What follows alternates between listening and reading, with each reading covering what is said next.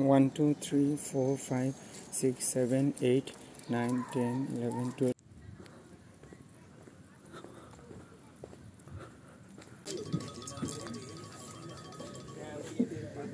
Thank you.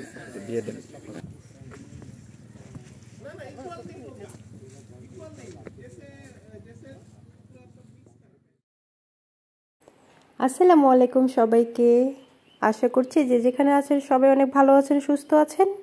আলহামদুলিল্লাহ, আল্লাহর রহমতে আমরা অনেক ভালো আছি। আমার এই ভিডিওটা হচ্ছে কুরবানির ঈদের ভিডিও। আমি রিয়েলি সরি যে আমি অনেক দিন পরে আপলোড দিচ্ছি। তো আবারও সবাইকে ঈদ মোবারক। এতদিন পরে নিশ্চয়ই এখন অনেকে এসে বলবে ঈদের ভিডিও এতদিন পরে। আসলে সময় করতে পারি না, অর্গানাইজ করতে পারি না কোনো কিছু ব্যস্ততার জন্য।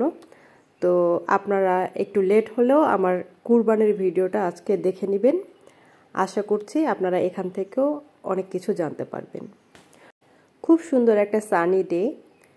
এরকম শীতের সকালবেলা অথবা দুপুরবেলা পর্যন্ত যে রোদটা উঠে, সেই রোদটা এত মিষ্টি লাগে শরীরে লাগাতে।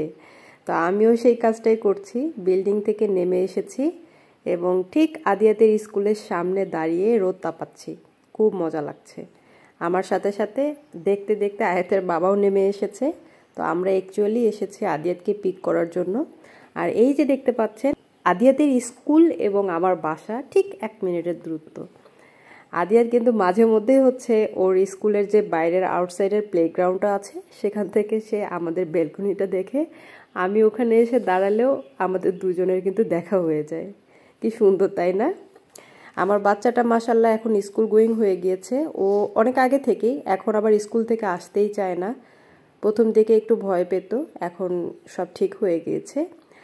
আর এই যে দেখতে পাচ্ছেন, আমার বাসার ঠিক সামনে, অনেক ভিডিওতেই দেখিয়েছি, আজকেও দেখাচ্ছি, আমার বাসার ঠিক সামনেই হচ্ছে ট্রেন লাইন। তো একটু হালকা নয়েজে সমস্যা হয়, বাট এখন আর এরকম কিছু মনে হয় না, কারণ এখন অভ্যস্ত হয়ে গিয়েছি এই আওয়াজ।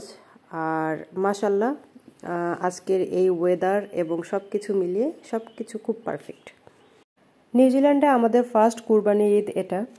তো কুরবানি তো যার যার সামর্থ্য অনুযায়ী দিতে হয়। আলহামদুলিল্লাহ আমরা আমাদের সামর্থ্য অনুযায়ী কুরবানি দিয়েছিলাম। তো তার ভিডিওই হচ্ছে এটা। আর কুরবানি ঈদের জন্য হালকা পাতলা আমার শপিং, যেহেতু কুরবানির মাংস আসবে, তো আমি আমার জন্য 2টা বড় পাতিল কিনে ফেলেছি। কারণ এখানে আসার পর হচ্ছে আমি শপিং খুব একটা বেশি করিনি এই হাঁড়ি পাতিলের। তো যেহেতু কুরবানি ঈদের মাংস রান্না করতে হবে, একটু বড় হাঁড়ি দরকার ছিল। তো আমি এখান থেকে হচ্ছে এই যে 2টা বড় হাঁড়ি কিনে নিয়েছি। আমার এই 2টা বড় পাতিলেই হচ্ছে $105 লেগেছে। তো এই হচ্ছে আমার ঈদের টুকটাক শপিং। ঘড়িটা একটু খোলা আছে। Thank you. দিয়ে দেন।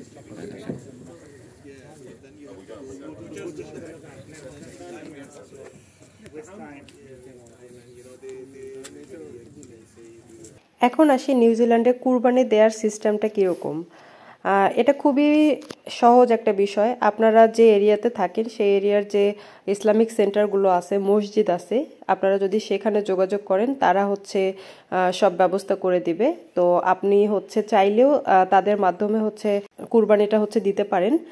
আর শুধুমাত্র হচ্ছে আপনার যেটা করতে হবে সেটা হচ্ছে আপনার বাজেট অনুযায়ী হচ্ছে তাদেরকে পেমেন্ট করে দিতে হবে এবং সময় টাইমিং অনুযায়ী যখন হচ্ছে আপনার মাংস কালেক্ট করার দরকার হবে, আপনি যেয়ে হচ্ছে মাংসটা কালেক্ট করবেন। এটা খুবই ইজি। আর যদি আপনারা চান যে হচ্ছে গিয়ে আপনারা হচ্ছে নিজে কয়েকজন ফ্রেন্ড মিলে অথবা আপনি নিজে একা হচ্ছে কুরবানি দিবেন, তাহলে হচ্ছে সেটার জন্য ব্যবস্থা আছে। আপনারা কয়েকজন মিলে একসাথে হয়ে ডাইরেক্ট স্লটারিং হাউসে যোগাযোগ করেও হচ্ছে আপনারা এই কুরবানির ব্যবস্থা করতে পারবেন। অথবা এখানে যারা অনেকদিন যাবত বসবাস করছে, বড় ভাইরা, মুরব্বীরা, আপনারা তাদের সাথে কন্ট্যাক্ট করেও এই কুরবানির ব্যবস্থা করতে পারবেন। আদি চলে আসো।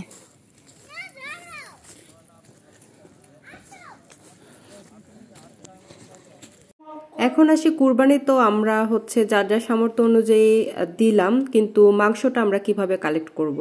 আসলে আমাদের হচ্ছে অকল্যান্ডে কুরবানিটা হচ্ছে হ্যামিল্টনে দেয়া হয় স্লটারিং হাউসে। আর ঈদের দিনেই আমরা মাংস পাই না, আমরা হচ্ছে ঈদের দ্বিতীয় দিন অথবা তৃতীয় দিন এই মাংসটা কালেক্ট করতে হয়। আমরা ঈদের দ্বিতীয় দিনেই পেয়েছিলাম। একটা প্লেসে সবাই একত্রিত হয়ে যার যার মাংস কালেক্ট করলো। আমাদের মাংস আয়াত পাপা এবং রেজন ভাই কালেক্ট করে নিয়ে এসে তারপরে হচ্ছে আমাদের পুরো গরুটাকে এই যে এইভাবে দেখতে পাচ্ছেন যে আলাদা আলাদা প্যাকেট করে দিয়েছে। তারপর সেগুলোকে একত্রিত করে একসঙ্গে মিলিয়ে তারপরে এখানে 7 ভাগ করা হবে। তারপর যার যার মাংস সে বাসায় নিয়ে যাবে। এই তো এইটাই হচ্ছে প্রসেসিং কুরবানির। ওকে,